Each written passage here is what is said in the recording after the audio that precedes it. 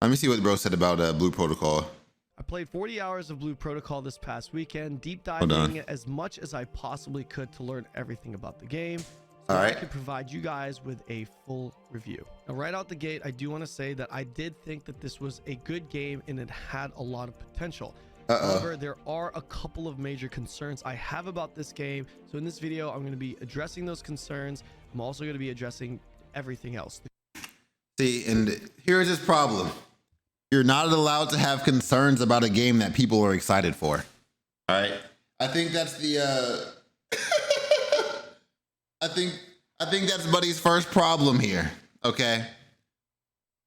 You're not allowed to talk shit about a game that we're excited for. You're wrong. Whatever you say is wrong, bro. I'm angry. I'm upset because I'm looking forward to this. And without even hearing the rest of your discussion on your point, I don't need to hear any of it. I'm upset. I hate this guy. All right. I hate him. Come on. Let's keep listening though. The good, Come on. the bad, everything in between. This is going to be my Did you say bad, good, and bad? Can't be. honest review of this game. If you guys do find this video helpful, please don't forget to subscribe to the channel. It'll help me reach my goal of 100k subs, and I do plan on continuing to cover Blue Protocol content as much as I possibly can. And also follow me on Twitch. Come chat with me on that platform. I would love to get to know you guys personally, and that's the best way to ask me questions. Let's begin the video. Can't believe he contradicted himself within the first 30 by seconds. Painting you a general picture of what the experience will be like playing this game. Blue Protocol is a true anime MMORPG, but the best way to describe this game at a core is that it feels like a mix of WoW Classic, Tower of Fantasy, Dark Souls. Tower Fantasy was trash. Let me stop, bro. Let me stop. It's fine. Listen, Tower Fantasy is fine, bro. Like, stop, please. It was a joke. It was a joke. Please. Please, bro. Please. No, it was a joke. It was a joke. It was a joke. It was a joke. It was a joke. Final Fantasy 14 put together. WoW Classic in terms of pacing. The progression and leveling experience was a very slow one in the beta test. We'll talk more about this later, but there are a lot of elements that will give a classic WoW vibe. For example, every single mob being an actual fight that you can't just face roll over. Tower of Fantasy in terms of look and animation. Outside of Why? Because it's animated? Hold on, bro. So he said it's like World of Warcraft because you can't just steamroll over any mob, which I'm assuming will hopefully change when I'm 100 levels over that mob, right? Hopefully I can steamroll a mob when I'm level 60 and it's level 2. And I would be absolutely disgusted with this game if they have like the world level system, because I fucking hate that whole concept. Oh, the mobs level up with you. That's fucking stupid. I'm grinding to be stronger than the mobs, bro. They don't grind. They walk around Lumbridge Castle with iron daggers and shit, bro. Let me be strong. Face roll over. Tower of Fantasy I'll be so mad, bro. Animation. Outside of the vast anime-inspired world, the combat with games like Tower of Fantasy and Genshin Impact are action combat and will. No, it's literally a Genshin clone. Like, let's be real here. Every game that's come out since Genshin has copied Genshin. Can we all agree on that? Every game. Doesn't matter what it was, who made it. Call of Duty, the new Call of Duty games, everything. 2K, they all copied Genshin, bro. All of them are Genshin clones. Have you perform combo-based attacks using a lot of your left mouse button and right mouse button. These attacks have long telegraphed animations that can look pretty flashy. Dark Souls in terms of difficulty and, well, the combat. This may take a lot of people by surprise. Yeah, you guys are right. Tears of the Kingdom copied Genshin too. But the combat felt very single-player action RPG-like. In Blue Protocol, taking damage hurts, and you won't be one-shotting anything. There's a huge emphasis on manually dodging attacks and not getting hit, but we'll get more into this later as Okay, I did talk about this when I was talking about homie about the way that the combat should be in the game. I like that it's skill based, right? Like you have to dodge. They actually put a little bit of work into, like, you got to get out the fucking way. I was talking about the difference in games where you have to have teammates versus a solo MMO. like RuneScape, okay, where you can do all the content in the game by yourself. And I think a build. Let me just. I think a build like that, where you're able to do everything without a squad, is better than a build of an MMO where they make you have a team of 4 or 5, where you need a tank, a healer, like all that shit. I think if you're able to have the skill to do it by yourself, where you can like dodge mechanics, right? Like at raids, you can dodge mechanics. If you're good enough, you can do shit without taking any damage, right? I mean, maybe like a little bit like at Ohm, because he's still gonna hit you like 5s and 6s and shit like that. But like, if you do everything you're supposed to do, you switch your prayers, you dodge, right? Like everything, you don't take any damage just because you're good at the game. So you can finish the boss and get all the rewards by yourself if you want to. I think that's the perfect way to make an MMO. I know it's hard to do mechanics that you're able to solo everything, but I think that's the best way to build an MMO, to be honest.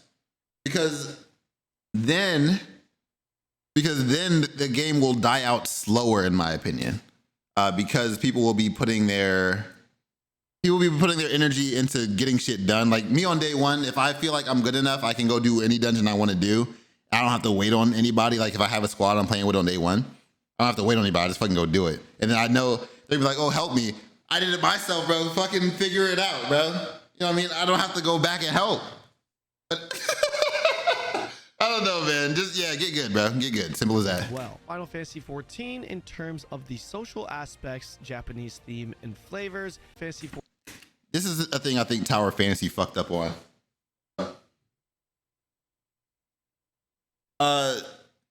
They didn't really have like a hub area, bro. The game felt kind of empty because there was nowhere that people just hung out in Tower Fantasy, you know? And I think that's something that is just necessary in an MMO. It's just somewhere where a lot of people just go. Like, because there's going to be the sweats that are never there, that are always out doing something. But then you have like the people that just like the casual gamers just want to chill and talk to people. It's an MMO. It's social. A lot of MMOs these days are missing this. I don't think New World has a spot like this either, to be honest with you. 14 in terms of the social aspects, Japanese theme, and flavors, and of course, the class system. You'll start by creating your character along with your starting class. Your class can be changed at any time after level 5 by Diablo has a hub world? the respective weapon, That's identical good. to Final Fantasy 14. When beginning your journey, you'll level up to around 10 by completing quests and completing your adventure boards, which are similar to adventure journals in other games. Journals that have a separate list of missions for you to complete that provide rewards. Once doing so, you'll be able to craft and obtain your first real major upgrade, which is your weapon, along with other items you'll craft to enhance your characters. So there's no trading in Blue Protocol. Is that what you're saying? When's the release for global? Apparently it's supposed to be in 2024, but we're going to be playing JP on this side in like 2 weeks. And I'll teach y'all how to get in it. Are you going to hold my hand in Blue Protocol? Be honest. I'm definitely going to be making videos on the game, so you know, I'll try to do what I can. Whenever y'all have questions, maybe I'll just make a video on it on spot or something. I'll be playing Wuthering Waves by then. I feel that. Probably play both. Wuthering Waves is a gacha game, right? So like, let's be real. You can be playing that bitch for like an hour a day and then sliding on Blue Protocol. Come on. We don't know if there's trading or not, but I think devs are planning to. Okay, trading would be good. Trading would be good. So I'm hoping that there is trading in this game. If there is trading in this game, we have to be a little bit realistic here. There's gonna be bots. There's gonna be people that are hacking initially, figuring out like little bugs and glitches to game the fucking system. Okay, all of that. If there's trading, all of that's gonna be there. There's gonna be scammers, people that are getting you to give them shit, and they're gonna give you some shit that ain't good, and you gonna fall for it probably because you don't know. It is what it is. Let's be honest here. But if there is trading, I think that would be the best thing for the game, to be honest. Account boosting services, that's in every fucking game. Let's be real. I mean, it is what it is, man. Power. As you progress, you'll unlock more content, mostly dungeons, which Rolling around with a squad like this is gonna be fire though. It's been so long. Oh, it's been so long since I just been rolling with a squad, bro. Look at them all just together, man. Oh my God, just in the world. which will be gated by your item level. Come on. You'll have a lot of stops in your journey where you'll be grinding away to upgrade your gear via crafting in order to progress further. This whole process essentially repeats itself with your I'm excited, man. Coming in every 10 levels. Okay. All this while you go through a pretty good anime storyline that seems to be pretty epic, especially since a lot of the scores are from the same guy that did the music for Attack on Titan. Ooh, I might actually. Oh, I might actually have to listen to the story for them songs. Oh my God, bro, what? Hold on, man. What? Where the heck is this thing at? The same guy that did it for Attack on Titan? Kind of fire, bro. Kind of fire, bro. They're not cutting corners? No, that's about to be heat. That's about to be heat. Oh, I'm still gonna skip the story though. Let's be real. On hitting the level cap, you'll be able to access a variety of dungeons and instances. World Boss, Tower of Beginnings, Rush Battle, and regular dungeons were the end game for our beta test. I say upon hitting level cap because these are the things you'll be doing at level cap, but they are actually gated by gear score, not your level. Gated by gear score.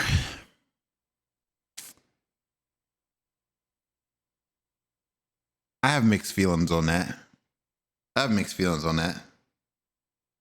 Gated by gear score. What are we talking about? I got an ad. We're talking about a Blue Protocol. Right now, I'm about to talk about the gear score system. So I think that I understand maybe why they do it.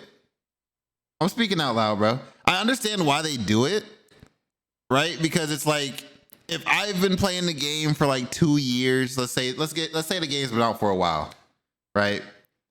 Let's say the game's been out 2 years and like you want the new exotic. And I boost you, right? You make a brand new account. I boost you. We're getting you the good shit, okay? And you get it. You don't really have a reason to play the game anymore, right? Because you have the weapon you want. Like you can just chill at level 2 and be like, hey, look, I'm a level 2 with this weapon. I think it kind of takes away from the integrity. Yeah, a little bit, just a little bit, right? Because you can, I don't know. I think it'll allow players to play longer and not just get everything right away. It'll hold the player base a little bit more. It make you grind a little bit. For those of you who are curious, Tower was a game type where you climb floors, completing objectives on each floor with boss fights every 10 floors. Rush Battle being a wave clearing instance that you can even compete. But I think the reason that I don't really like it that much is for the flip side, where when you just kind of want to play shit with your friends, you can't just go play shit with your friends. Granted, you could think about it the same way in other MMOs where, like, I'm going to use RuneScape as an example because it's the one that I played the most. I know it better than any other MMO. Excuse me. Where you have like quest requirements to do certain shit. Like you're not going to roll up and fucking into God War's dungeon on a level 3 account, right? Like there is a cap there where you have to do this, and this before you're able to go into, Bandos, right? You have to have 70 strength. You have to have 70 HP to go to Zambi, 70 range to go into Arma, et cetera, et cetera. 70 agility for fucking Sarah, which is, if you've done agility before, you know how that shit is. So, I mean, I guess it's like that in other games as well, where there's a cap to do certain things in the game, right? Like you can't go to certain areas without finishing certain quests, and the quests have certain requirements that you have to achieve. So it's the same thing, man. Against other Shut players. up, bro.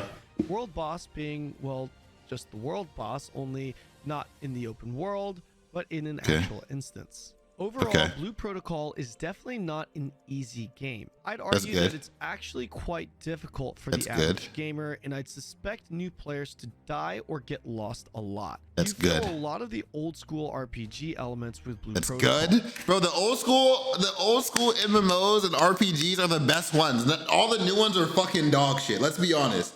So if this is giving you an old school feel, that's actually fucking phenomenal. That's actually phenomenal, bro. Come on, we're winning. We're winning, bro. There is also a huge benefit in partying up and having friends to play with. You can 100% play solo, but your progression will definitely be slower.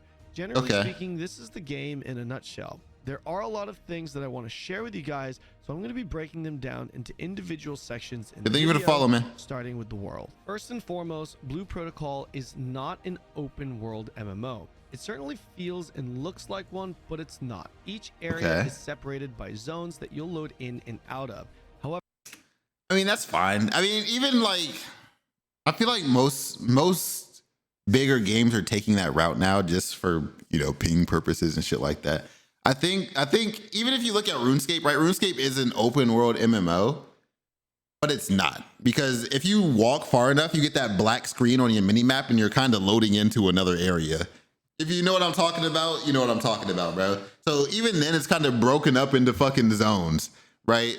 Where it's only gonna render for so far in your game, and then you load a little bit, bro. It's the same kind of shit. Let's be real. I can't stress enough how gorgeous this. I'm cool with instances. I'm cool with that. The look of the world, especially if they're big enough, is definitely one of the standout features for me. It looks so good. It really feels like you're part of a living anime world, especially with the social aspects. The world isn't small, but it. Were they holding hands, or I'm tripping? World, especially with the social aspects. Okay, I thought they were holding hands, bro. Shout out June 1st, bro. I was about to go get the flag out, bro. Just wave the rainbow, bro. The world isn't small, but it isn't incredibly large. We only had access to a few zones, but I could tell by the world map that there was potential for a much larger world. The zones we had access to, despite the game looking gorgeous, did start feeling a bit repetitive and small. You feel completely immersed when you're in the major city, but you lose it a bit as you go through the leveling zones or Blue Protocol's quote-unquote open world. You didn't feel like you were immersed in a vast world like you would in World of Warcraft, but it also wouldn't feel like you're playing an MMORPG on zone maps like Elion either. Honestly, it felt somewhere in between. Role-playing is also absolutely a thing in Blue Protocol. I mean, it's literally a concept option that you can select when creating or searching for a guild. From being able to hold hands with other players. They are holding hands.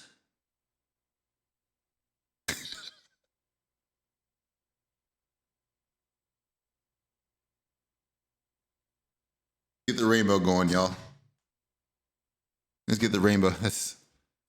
I don't have all the colors for the rainbow. I don't have them all, guys. I'm sorry. I'm sorry. It's fake rainbow, bro. Fake rainbow. Fake rainbow, bro. That's too much touching for me, bro. I'm a God-fearing Christian. This is wrong. This is disgusting. There's quick emotes and stickers that you can send on the go mid-combat, and of course a big photo-taking mode. This game will really hit home for role players or just anyone that loves an emphasis on social aspects in an MMO. Amen, brother. The anime theme isn't for everyone, but there are a lot of people that have been wishing for a true anime MMORPG. I have been. And Blue Protocol. I haven't listened to the music. I had two major concerns going into Blue Protocol. One was the endgame loop, which we certainly did not experience in the level 20 beta test. The other was the combat. To be perfectly honest, I was a bit skeptical with.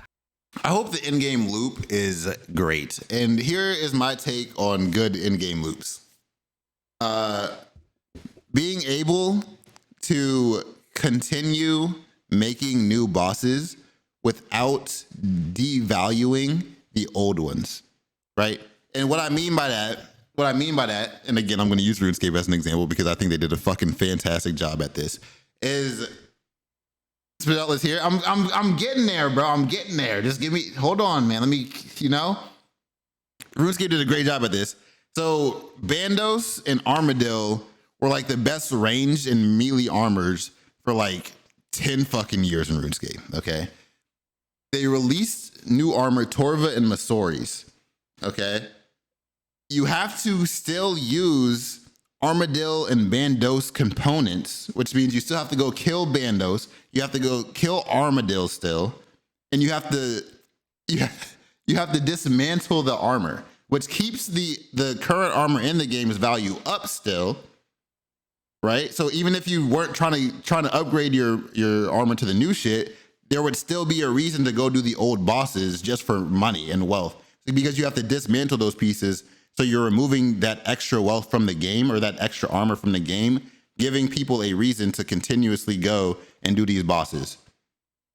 I think that like being able to, I think that's the perfect in-game loop, right? Having the armor that you want to continue to get, even when new shit comes out, and it will just keep the content alive regardless of like what point of the game that you're at.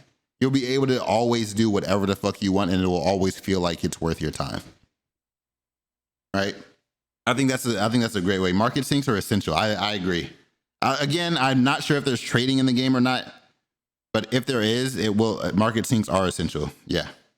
And if there's not trading, I think MMOs that don't have trading actually end up dying out faster. I'm not going to lie to you, simply because once I do the raid and I have everything, I've run the raid 600 times.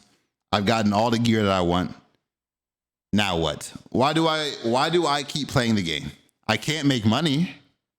There's no trading. What's the point for me to continue playing the game after I've achieved everything if there's no trading in the game? It doesn't make sense, to be honest. Having a MMO without trading. I think that's the reason some of them just flop. I don't know. Yes.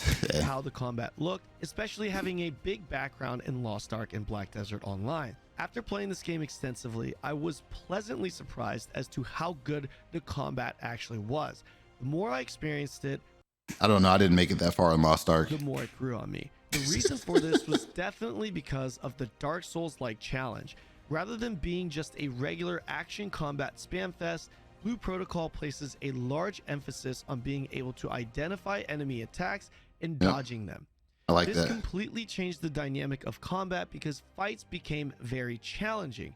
There's a funny meme our community made about the mobs in Blue Protocol, but it's actually very true. Even a basic mob at level will be a challenging fight that you can even die to if you're not paying attention.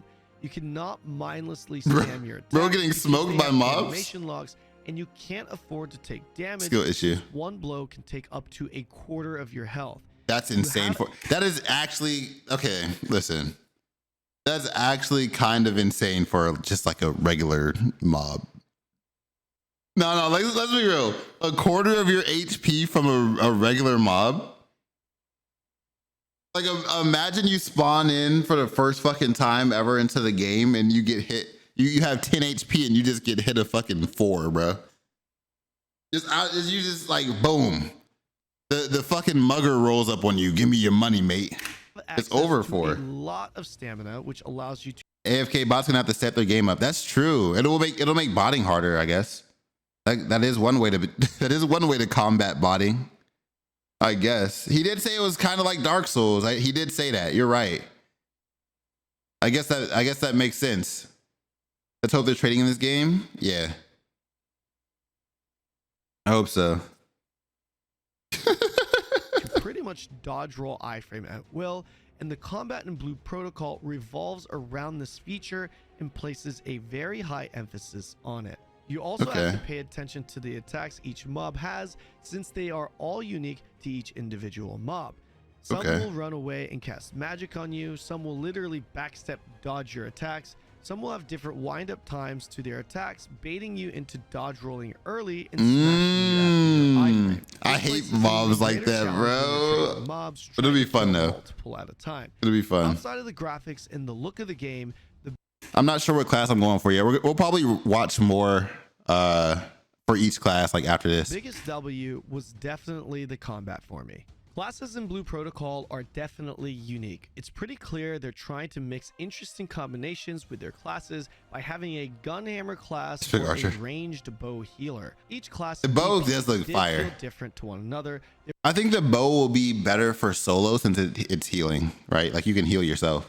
I think it'll be easier to do solo with the bow user, but once we go through and see everything they can all do, it'll be a lot easier to decide. There were clearly roles for each class, and each one perform their roles in their own unique ways. For example, the Twin Striker, which is your dual-wielding axe class, was designed with the intent of constantly attacking with high uptime and faster animation. The class mechanic was that of a combo system where you deal increased damage the more uptime you have on your target.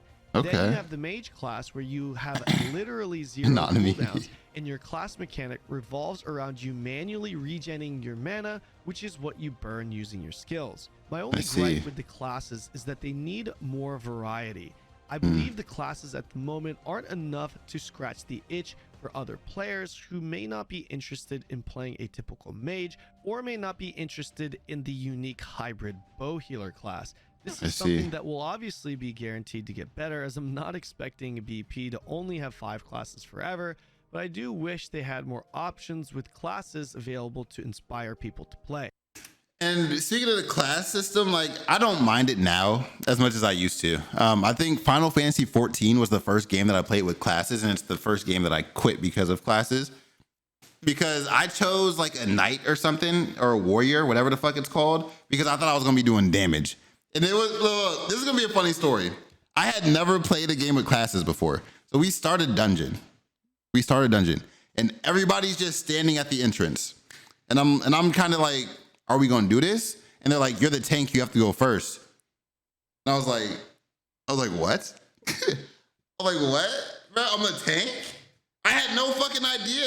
I was just like, oh, cool, I have a fucking sword. Like, let's go kill shit. I had no idea how the class shit worked, bro.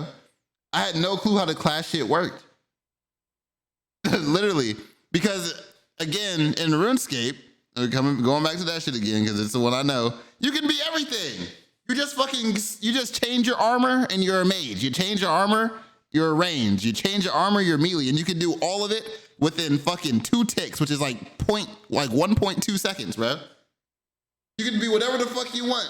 If you want a tank, you just bring a shield and you switch it on every tick that you get hit, bro. You don't need somebody there to do it for you. You just eat food to heal, so you don't, like, there's no healers in RuneScape. There's no healers, so I didn't know. I was just at the beginning. I'm like, are we doing this, y'all? They're like, we're waiting for you. So y'all, I'm in the front lines. Come on, man. The combat is definitely what carried it for me, and if I had a class, but after playing like, what game? I played New World. It was the class system was fine. Like I got used to it because I actually understood what the fuck was happening, but it's still not as fun as just being able to do what you want. But I think they said they're going to make the class system pretty easy to switch between in this game, so it could be cool. I really enjoyed playing. It would have certainly raised my addiction level to the game. I would love to see a great sword, or my personal favorite, a gauntlet wielding class to be added. As stated in the beginning of the video, I have a couple of major concerns that I feel could have a devastating impact on this game. I want to now share those thoughts, but I also want to preface this by saying that this is a game that I am very excited and hopeful for. Uh-oh, he's about to say something. Uh-oh, the concerns. He has to line it so they don't get on his ass, bro. He had to remind everybody, bro. Hold on. I actually want to play this game, okay? Just hold your horses, bro. No, bro, being a content creator sucks so bad, man. Oh my God. You can't just say shit. You gotta always line it before you say some shit, bro. Before I say this, just listen, hear me out. I am actually super excited for this. I'm telling y'all, man. I'm expressing these concerns not as someone that's bashing the game, but as someone who's trying to provide objective I want the game to be better, you guys. Why is he, look, why he got, okay. information on a video game as a content creator while providing real feedback and sharing his honest opinion. I wish nothing but the best for this game, and I do plan on playing at launch and covering this game extensively. It's a great game with potential, but I feel the following information I'm about to share leaves me questioning. Bro gave a whole dissertation before he went into the concerns, man. He's terrified, bro. Hey, bro is terrified, man. I would be too. I'm not gonna lie. There's a lot of people waiting for this shit to drop. This game will be a game. He's casting all of his defense buffing spells. Bro drinking the potions and everything. Bro anglerfish stuff. Last the test of time. A lot of the game's success will revolve around its end game, which we are yet to see. The gearing process and itemization for all MMOs is also very important, and we did get a preview as to how that's set up in this beta test. Oh no. Oh no. It's gonna be random. It's gonna be randomized. Wait. Decided by lottery? Decided by lottery? Oh no. Oh no. Listen, man. I'm all for RNG in MMO games, okay? Just not on the weapon upgrades, man. just not on the weapon upgrades, man. Like make getting the weapon like 1 out of 5,000. Like the weapon, just I go kill boss or I go finish dungeon, chance of getting weapon hard as shit. 1 out of 5,000, bro. But bro, on leveling the weapon up, nah, bro. On the upgrades, oh no. They have to sell the increased chance of success in the item shop. Oh. Is this where the pay to win comes in? Is this gonna, y'all think they would sell some shit like this? There's no way. This gotta be grindable. How about this? If it's grindable, I don't have an issue with it. No, listen.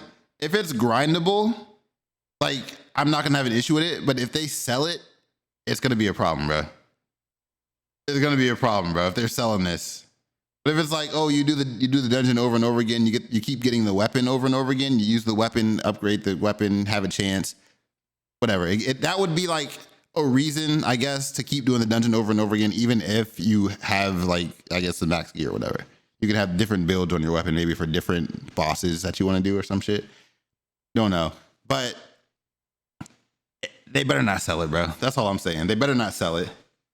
Grind your 16-digit card number. I think they sell it.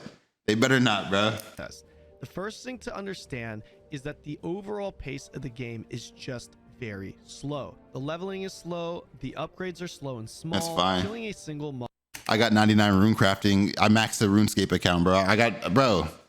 I'm almost maxed on an Iron Man. They can make the leveling as slow as they fucking want. Very slow. The leveling is slow, the upgrades are slow and small. Killing a single mob takes time. To put things into perspective with an example, there's no passive regen in the game, meaning when you take 3 hits from a mob and you need to heal because you're at 25% HP, you'll have to find an actual campfire to sit and replenish your health at, because pots are extremely expensive and limited until level 10.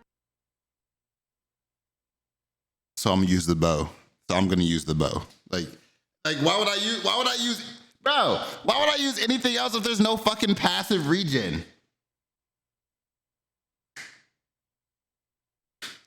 What? No, zero passive regen, bro?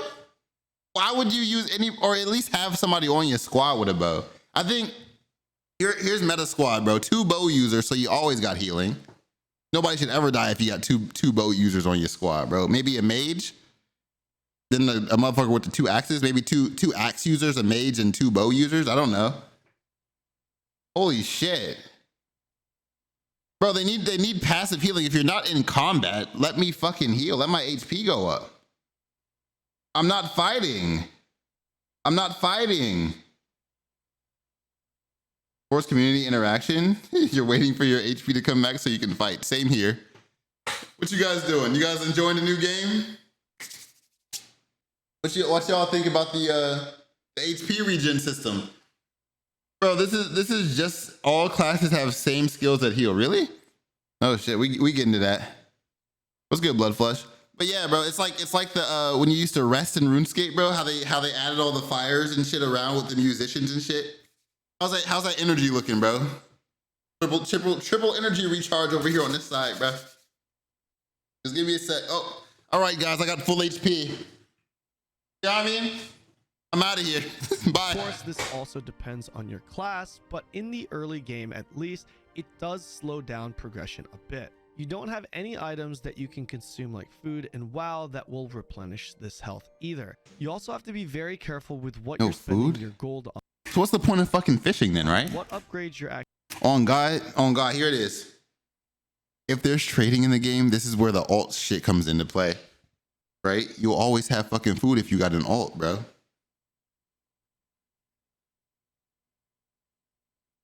Fishing alt, bro. Easy, bro.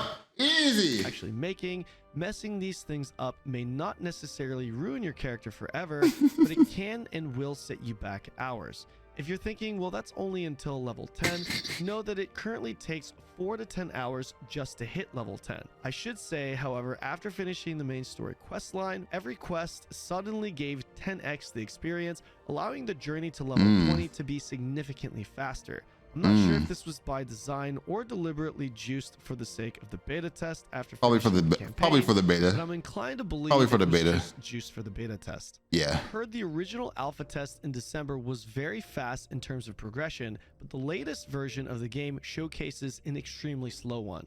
What kind of mounts do y'all think they're gonna sell when the game comes out?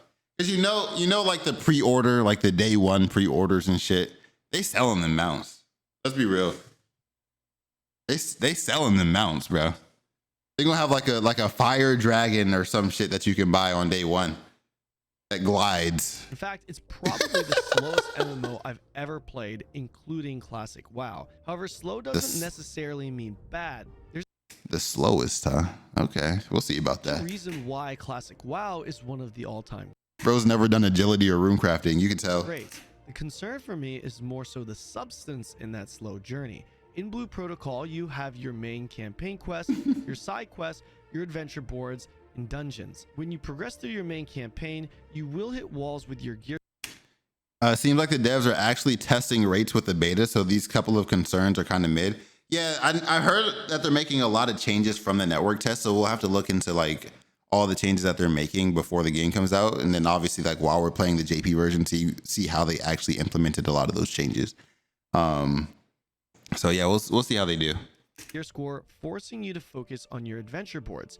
Main story campaign and side quests do not provide you with anything other than experience and gold. The gold currency, by the way, is called Luna. Dungeons can provide experience.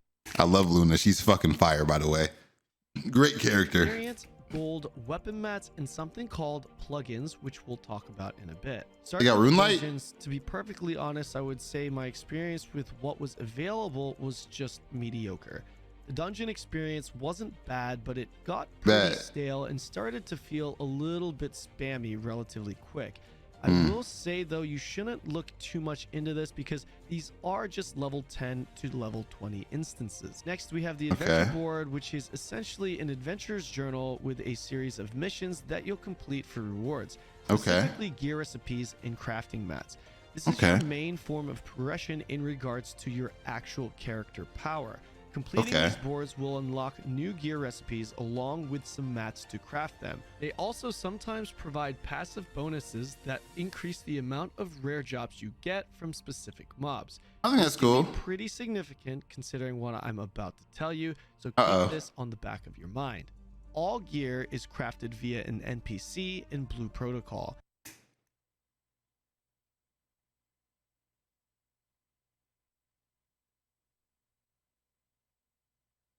So, wait. So what's the point of the dungeons then? I guess maybe getting the materials to craft the gear? You do the dungeons to get the materials to craft the gear, maybe. But or upgrade mats, Monster Hunter style for parts. Yo, Jungle Falcon, you seem to know a lot. You is there gonna be trading in this? Do you know? These missions always consist of the same type of objectives, which is to kill X amount of mobs, obtain an X amount of rare mats from a specific mob that drops it at a low rate, gather X amount of resources, obtain an X amount of rare mats from harvesting a resource that has a low chance of dropping. The problem is that the drop rates of these rare mats are extremely low.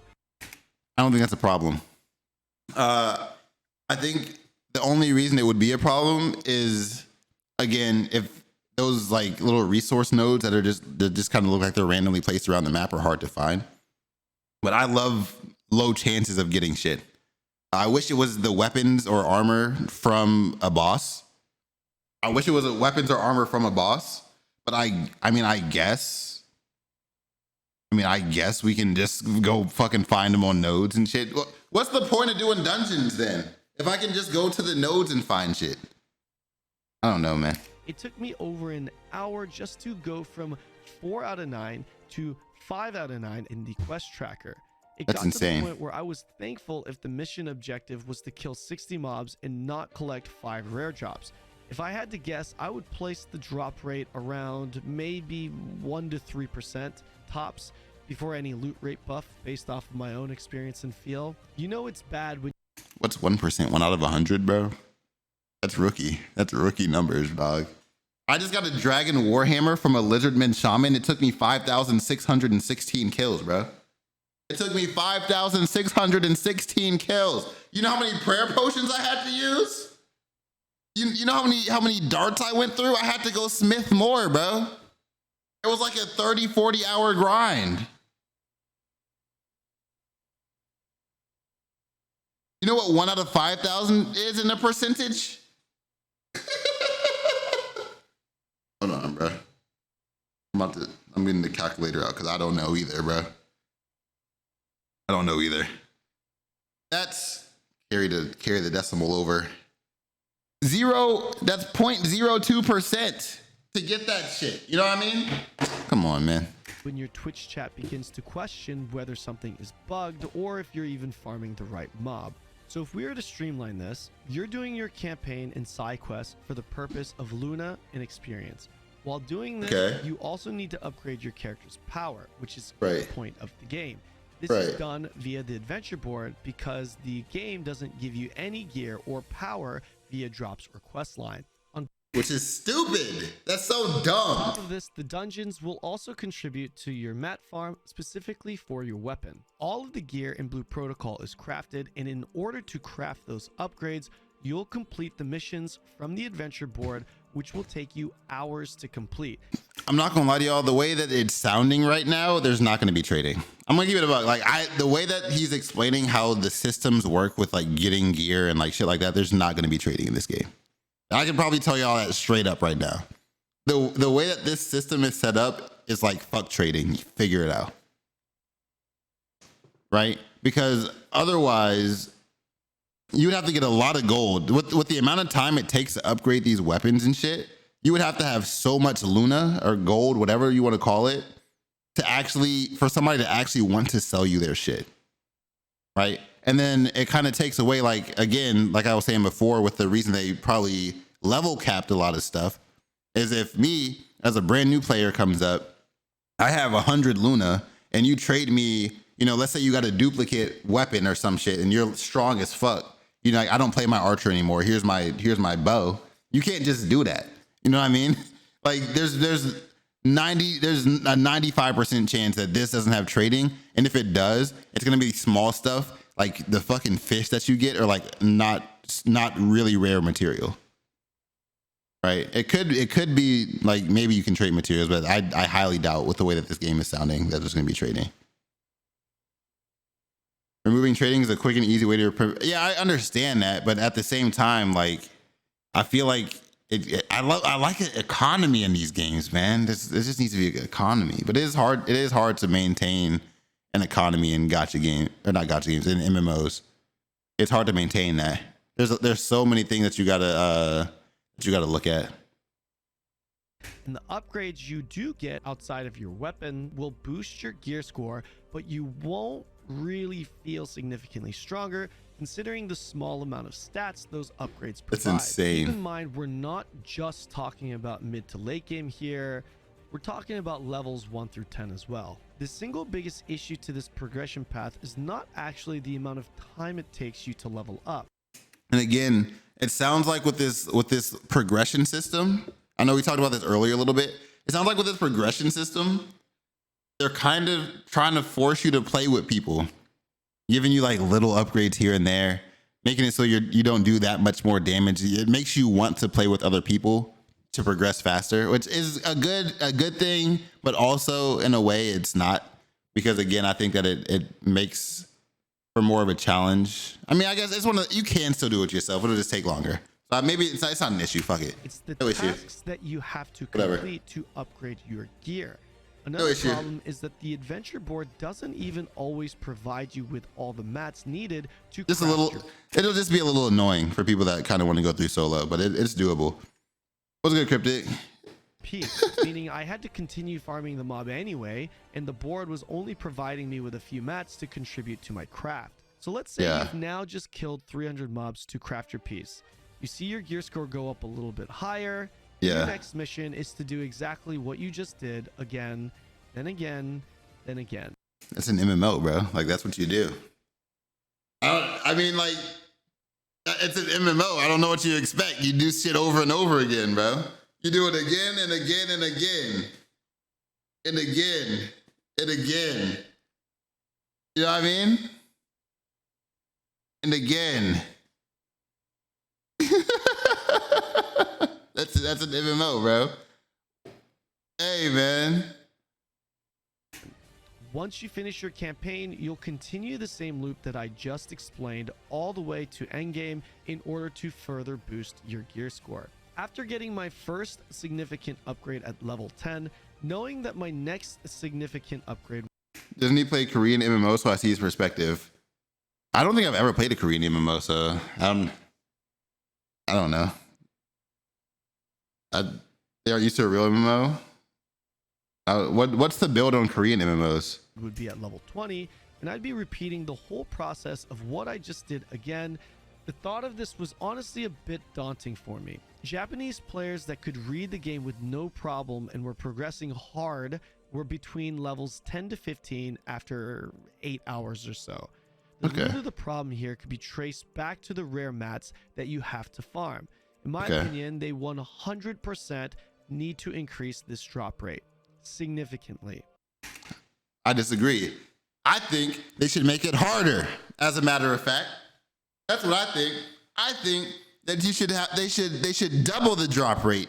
As a matter of fact, to make it 2 times as hard to get the rare item.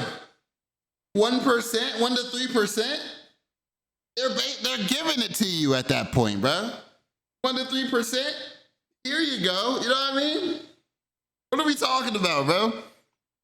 Let me tell y'all something, man. Let me tell y'all something. Who is that? Who is that? Hold on, bro.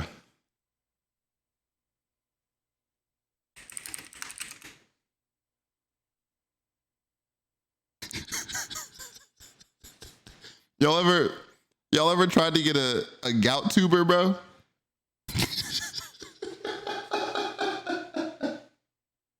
Hey, bro, y'all ever tried to get a gout tuber, bro?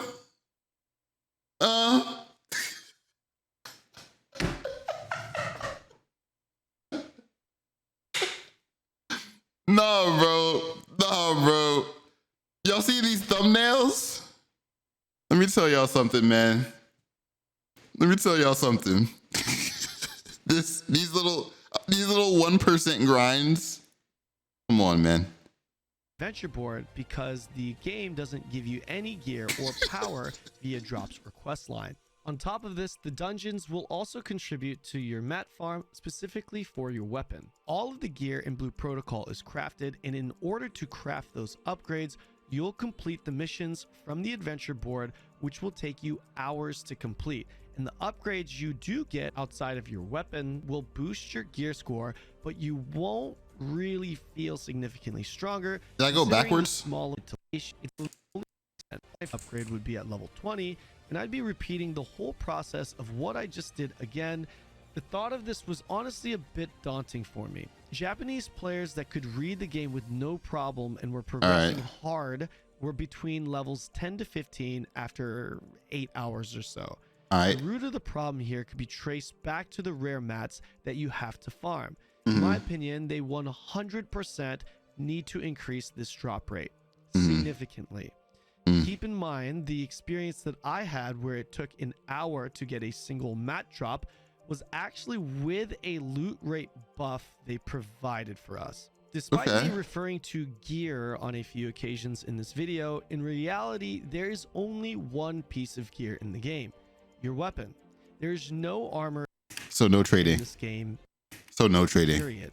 Outside of your weapon, your power or stats come from 7 imagine slots. You can think of these as just enchantments in the form of equipable summons that are applied to your character. 5 of these imagines are strictly just passive stat sticks, while the other 2 are active summons that you can use as a skill along with the stats it provides. These imagines are crafted at an NPC and require a recipe to show up. I feel that. These are the gear recipes I was referring to earlier that are obtained via your adventure board missions. Once unlocking the Imagine recipe, you'll be able to craft them with mats that you'll farm from mobs and life skilling. You can also obtain select Imagines as rare drops from certain mobs or field bosses, but you'll be... Okay, how about this? We say this when we talk about the drop rates for shit, okay? If it's for a quest, yes. If it's for a quest, yes, it should be much easier to get. All right. If it's you just trying to get materials, it should be a little difficult. Can we agree on that? I think that's a good balance there. Make a piece of meat that's for quests and make a piece of meat that's for upgrades. And I think that's how it should be. Mainly getting these via the adventure board. Every single Imagine will require at least 2 rare drops from a specific mob or resource to craft. Meaning in order to upgrade your character by equipping a new Imagine, you'll have to go through the same process every time. Grind mobs and gather resources until you receive all the mats needed to craft that item. As mentioned before, the missions you do in the adventure board to unlock the recipes for the Imagines will also have you do the same thing: hunt mobs and gather. Despite raising your gear score via these Imagines, the only time you really feel a significant boost in performance is when you upgrade your weapon, which you'll do once every 10 levels. Which is a long time, apparently. So we still got about 8 minutes left of the video, but I think right now he's about to talk about fucking pay to win, bro. I didn't even see that in the thing. The game seems a little bit, it don't really seem like it's about to be like that for real. It seems like it's about to be like, you know what I mean? Like, it'll probably be fun for a little bit, but again, I think it's gonna end up being that thing we were talking about earlier where it's gonna take time to grow into itself. I think it's gonna release and it's gonna be kind of ass.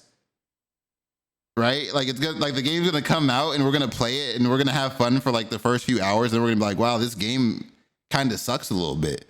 But I think if it does the right kind of updates and grows into itself, it can be a really good fucking game.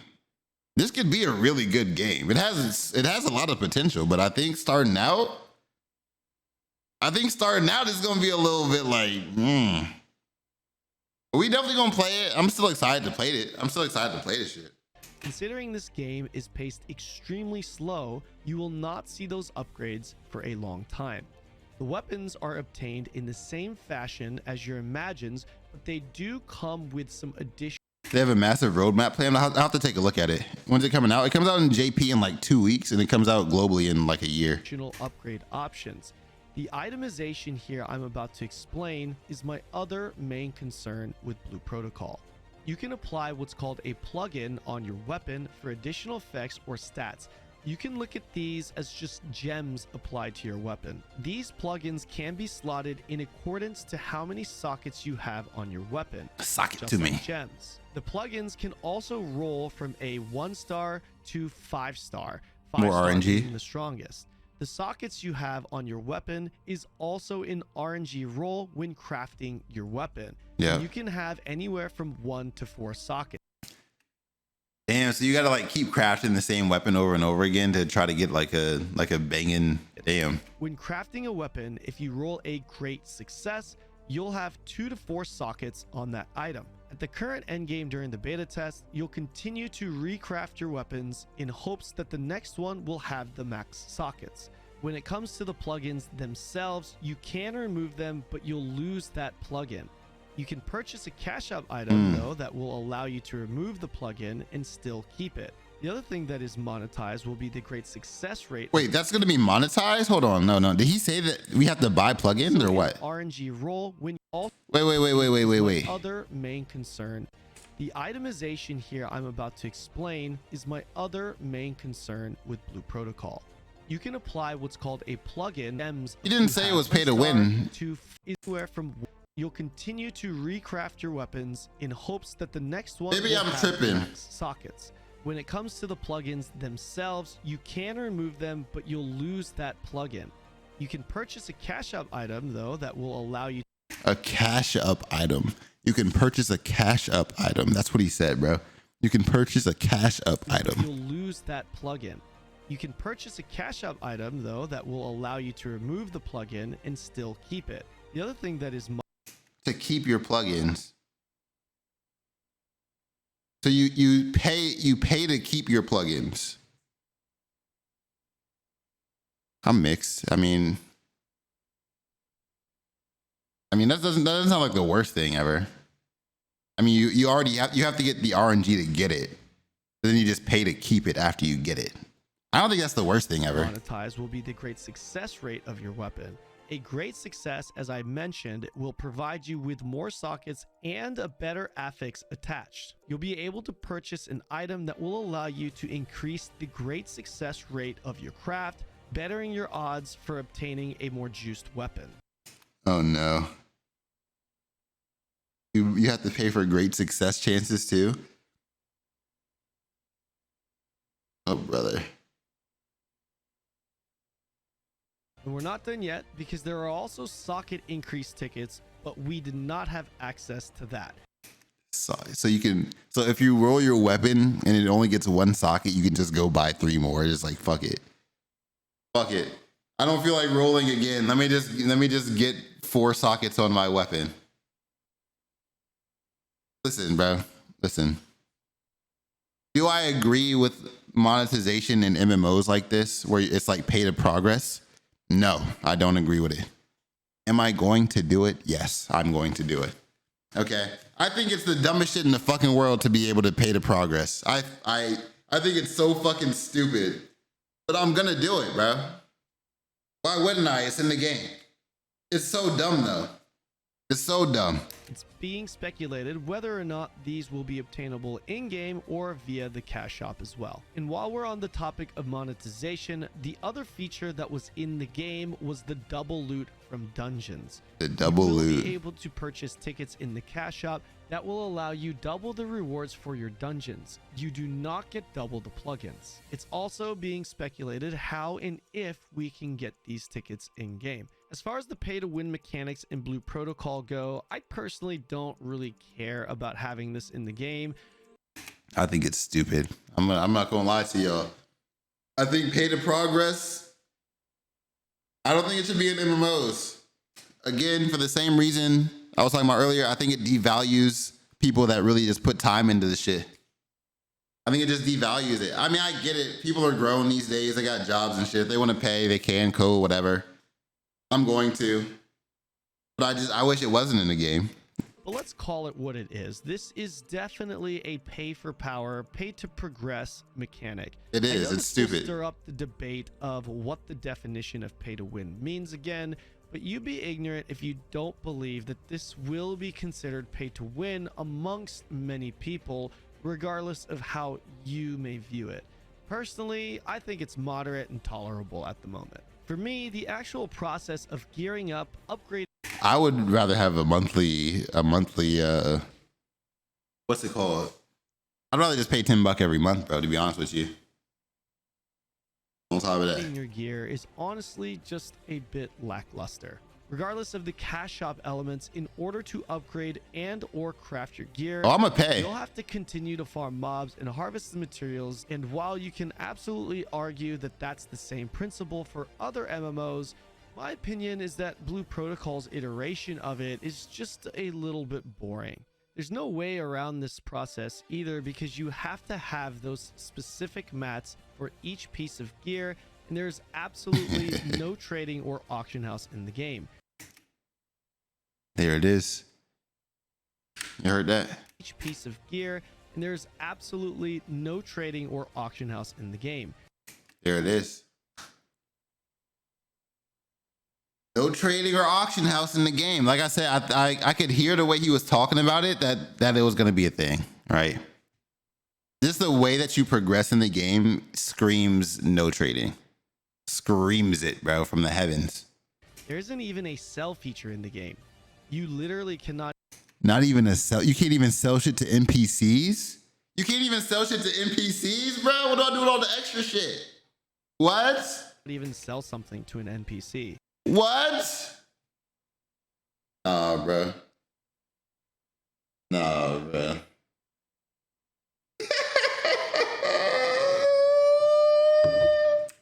Say that again, bro. A sell feature in the game.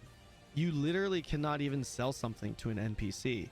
This also makes me wonder if the plugin system is the ultimate end game after obtaining the highest level weapon and imagines. This in itself would be an issue for me, because having an end game around what are essentially just gems seems very bland and unappealing from a gearing perspective. If nothing changes, the majority of your gameplay in Blue Protocol will consist of joining farm groups for whatever mob you need to be farming, or running around a zone for a long period of time harvesting resources.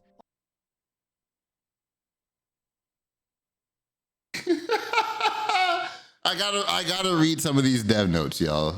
I gotta look at the roadmap. I gotta read some of these dev note changes that they've been putting out, because as of right now, this doesn't sound very appealing. I'm not gonna lie to you. Also, assuming we will have to continue recrafting. Yeah, somebody put the roadmap in chat or something, or in the Discord. Could not be the case, by the way. Then dungeons So we can look would at it. also be in the mix of things to grind. Now, upon hitting level 50, a lot could change. Everything could change, honestly. What we've seen in the beta test is not even the halfway point to the actual level cap, but the journey to level 20 has given us a general idea of the core elements of the game. The last concern that I have about the game is one that I do feel pretty confident that they will fix in due time, and that's the optimization. It's not far off, but there are some issues with performance a lot of players ran into. I mean, it's a fucking MMO beta. Full screen window mode randomly change. Just get a better computer, bro, to be honest with you. Just to name a few. None of this is too alarming, considering many new MMOs deal with these issues during its inception, but I am hoping that they can better optimize it quickly, because running around town with 15 FPS on medium settings with a pretty decent system is just not fun. The world boss fight was also nearly a slideshow for me, and any little flashy animation that was played would drop frames on my stream. Well, drop your specs. I want to see what kind of PC you got. Put your specs right here, bro. What you running where you was getting that? Bro. Heavily, unless I capped my frames Let me not do this, man. 30, which feels terrible. Even the character selection screen for some What did you reason say? Out at 30, which feels terrible. Even the character selection screen for some reason would make my OBS and stream stutter into a full-on slideshow mode. I'm really hoping some of these concerns get addressed for our version of the game. There were, of course, other minor things that I had also experienced, so before rounding this video out, here's a list of some notes that I took along the way to provide additional feedback. Campaign and side quests can all be tracked with a glowing light thing that will lead you to where the quest objective is. Okay. This feature isn't available for adventure board missions. I'm not sure if this was by design to force players into finding locations themselves, but considering the adventure board missions is much more important than the actual quests themselves, I find it a bit inconsistent that the guide isn't available for it. I don't feel like in an MMO you should get your hand held the whole way, to be honest. Maybe like at the beginning, so you kind of know, like, you know, this is this. So when you're doing the adventure board missions, they, you know what to look for, and then they kind of just let you off and fucking go figure it out, right? But I don't think they should hold our hand for every fucking thing. Do it for the quest. Don't do it for the adventure board. We're cool. Figure it out to MMO. Go explore. The world map isn't amazing. We're opening it up. I mean, I'm not talking about the creator, by the way. I'm talking about the crybabies that are going to be upset that you don't get a guide for the fucking adventure board missions. Cry more, bro. Cry more. What did Otis say, bro? Cry is free. You have to select a region or city at the top of the screen to view Cry is that free, area bro. rather than being able to zoom in or out.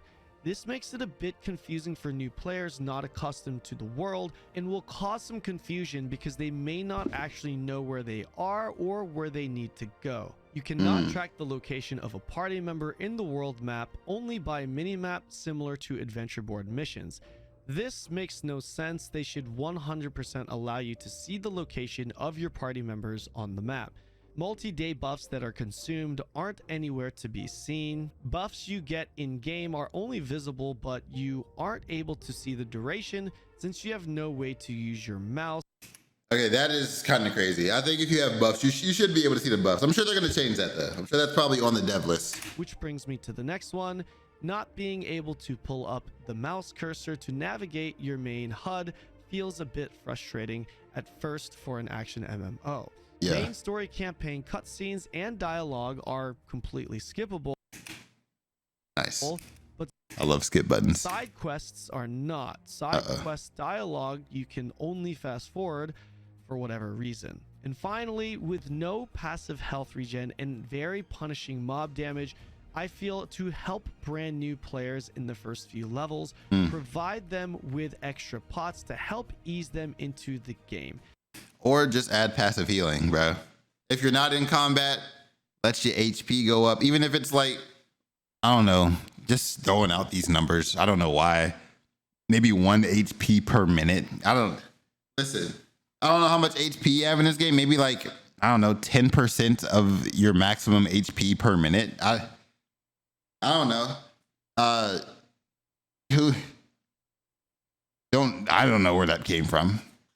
Dying constantly in the beginning of the game would not make for a great experience for At all. players, especially since you respawn back in with a weakness debuff and only 50% of your HP.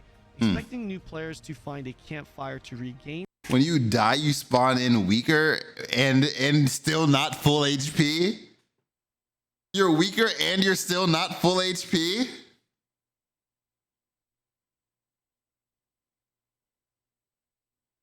That is absolutely insane. Their HP at the beginning of the game is a bit too much in my opinion. 99% of the players won't even know there is a campfire that exists to begin with. Last thing I'm going to say is to remember what every successful game was like during its inception. Every game requires time to become a masterpiece. That's what I said, bro. He's literally, I like this guy. He thinks like me, bro. This game is gonna be ass when it comes out. Let's just keep it a buck. It's gonna be dog shit when it drops. Gonna be dog shit when it drops. And I think like we can probably all agree on that shit. But over time, it can grow into itself as long as it releases the right updates, listens to community feedback. You know, I think here we go again. Here goes this guy talking about RuneScape again. I think RuneScape is like halfway there. Okay, because they listen to the community too fucking much. Old school RuneScape listens to the community too fucking much. I think you listen to the community, you take the ideas that they have, and you make something that's like good. I don't think that you should just always ask like what community. I think the game still needs to think of shit themselves and make decisions themselves. But I think asking the community what they think about these ideas is always a plus and won't hurt your game at all. Maybe make some polls. Hey, what do y'all think about this? We're thinking about implementing this. What do you think? Oh, 70% of people don't like this idea. Well, why not? If there's no good answers, if they're just doing it to be dickheads, it is what it is. Blue Protocol is no different. I'll check out all them links in a sec. But it doesn't mean it can't become that staple game. But it can be one over an extended period of time if they have the right team. We don't know too much about the team that's running Blue Protocol, and we're certainly not used to getting AAA MMO titles from Japan. Based off of the feedback that they've already given, their communication, just their actions in general, lead me to believe that they do have a pretty good team over there. Ball's in their court. Let's see what they can do with it. Thank you guys so much for watching the video. I hope you guys found it insightful. If you have any other questions, just come find me on Twitch and I can answer your questions. Go subscribe to Cannon. He's almost at 100K, y'all. I'll subscribe to him on my other channel where I don't watch content. This is I try to keep this channel clean. I watch videos on this side. Let me go see what y'all are sending me. Let me see. Let me see what y'all sent through. So we got the roadmap here. Let's see what it's talking about. Okay. Yep. Initially launching on PC, it will be on PS5 and Xbox Series X and S. Okay, that's cool. Yep, 4 years. Yep, been a very long time since we've been waiting for this shit. There's gonna be a cash shop. Yep. Ooh, it's not even gonna be open when the game drops. 3 hours after the game comes out, they're gonna open the cash shop. How much y'all want to bet that this shit is gonna be like? Let me play a little tune in the back while we talk about this shit. Joe, what's a good like background song to play while I'm talking about this? I like this.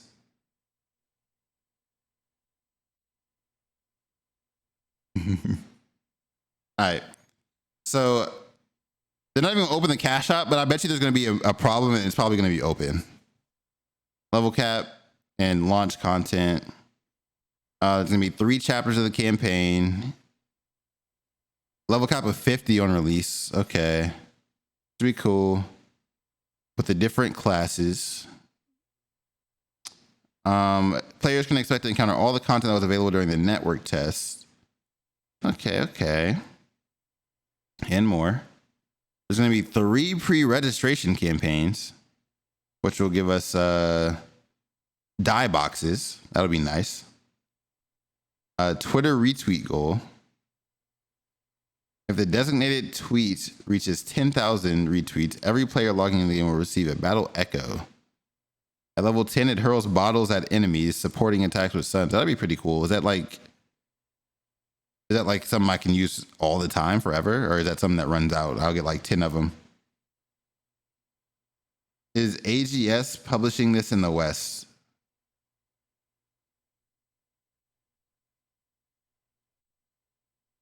AGS has been the publisher for 6 months. Okay. And a Twitter hashtag. You win a lottery to win a 500 Amazon gift card worth 1,000 yen. Okay, let's see.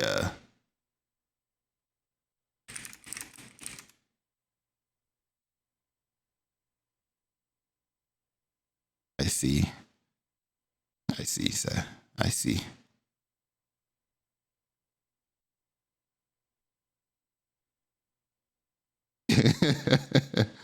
What's good, Akashi? Okay, some of the changes here.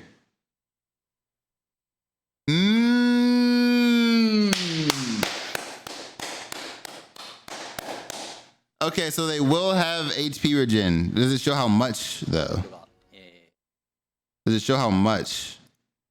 Please let me. Full screen's unavailable. Just show it to me on YouTube. Then don't be a dickhead. All right, how much HP regen? Ooh, it went up like 10. Okay. Hey, bro, I'm not mad at that. I'm not mad at that. Hey, HP regen is HP regen. I like that. I like that. With an increased rate while sitting. Okay, so when you go to the campfire, it will go up. Wait, I can play Street Fighter 6? All right, fuck. No, what about that shit, bro. Street Fighter 6 is out, bro. Oh my god, I can play Street Fighter 6 right now if I wanted to. Okay, relax, guys, relax. Holy shit, I want to play so bad. All right, Avenger board features nodes and even system. Yep. Yeah.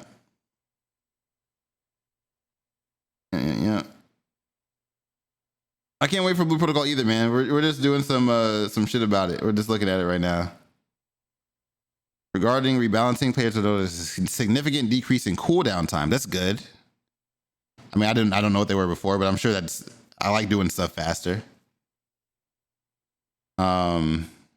They changed the rewards so there's less mandatory quests. So it's going to be easier to level up.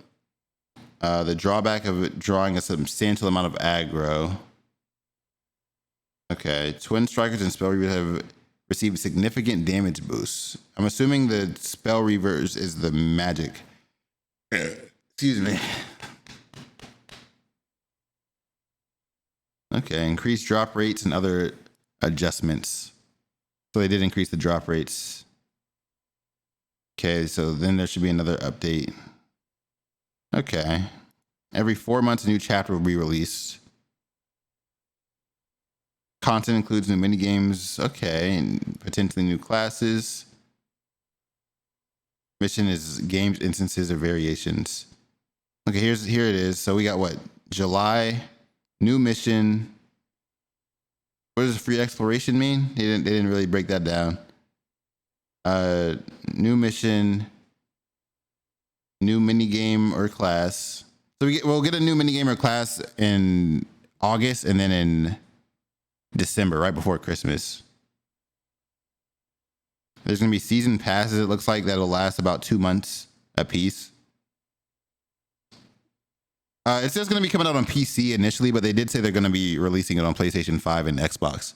So Xbox will finally have a game to play. Xbox will finally have something to play, bro. Congratulations to y'all, man. We get a new chapter in February. Okay. Here goes the global release date change. So it changed to 2024, which is fine. It looks like from the sound of this, it sounds like the developers wanted to release both at the same time, and Amazon was like, no. Amazon said no. The release date of the global version will be shipped in 2024. However, the beta test is still slated for 2023. June 8th. So in a week, we get to hear something about it. We'll be watching this probably live, guys, by the way, if y'all want to slide through here for this live stream so we can talk about it when we see it.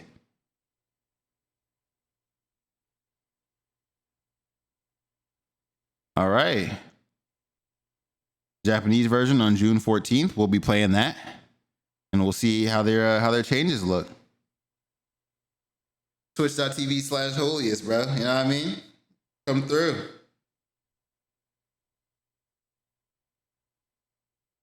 They made people mad since they announced second half of 2023. Yeah.